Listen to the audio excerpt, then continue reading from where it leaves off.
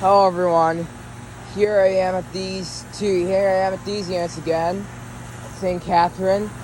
Turns out actually one of those Bryant units actually got replaced with a brand new ICP unit right here. It's got a Bryant fan motor. It's got an Emerson Copeland scroll compressor. It's a 2024. That's a 2.5 ton, I think.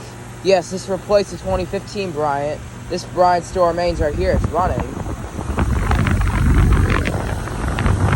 actually a Bryant fan motor. It's got an LG scroll compressor. 2014. That might be a 2-ton. Very cold and sweaty. That liquid line's a little warm. But yeah, the 2015 Bryant got replaced. Did not know that a new Bryant got replaced, but this Bryant right here still remains. I think the 2015 Bryant must have had a leak or something. But yeah. Anyways, thank you for watching. Over and out.